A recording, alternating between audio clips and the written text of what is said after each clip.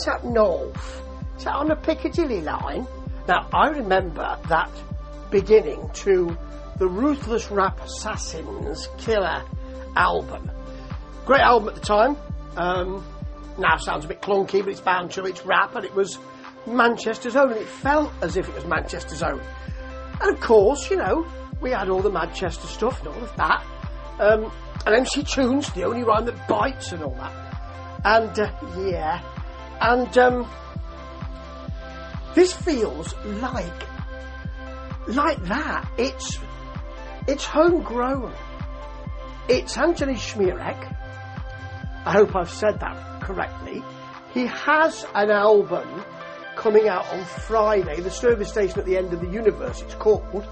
But this track, I heard a while ago, thought, I'll have a look at that and I'll review that at some point, because it's quite personal to where I am living and where I feel is my home at the moment. It's called In the Valley of the Kings, and the reason why I picked up on it now and thought, oh yeah, listen to that, and I never really did a podcast about it, is because he's been featured in The Guardian, no less. Yeah, not that I'm a great fan of The Guardian, but, you know, it's a mainstream newspaper type thing. And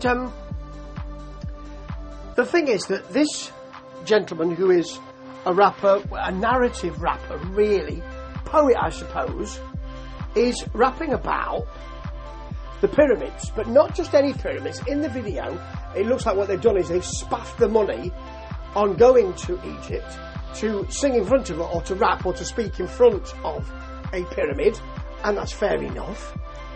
But the pyramid he's talking about is the one in Stockport. Now, if you're anywhere near that, you'll know of it, and it's been derelict for ages.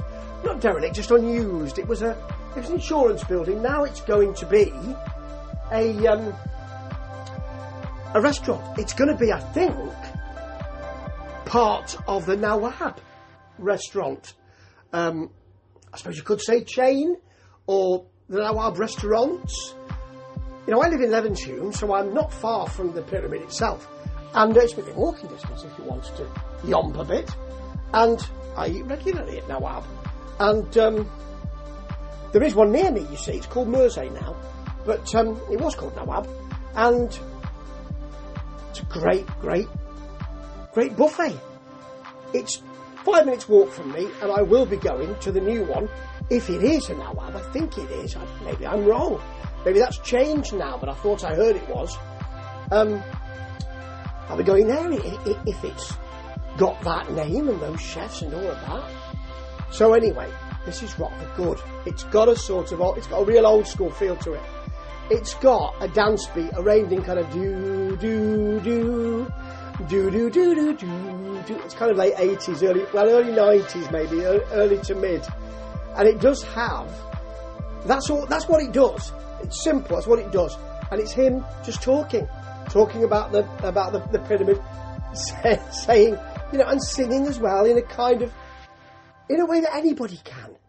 You know, he's not one of the three tenors or anything. He's just chatting with us. You know, as a singer, it's very nicely done. And as he says, just think what the Egyptians could have done with a 4-day week.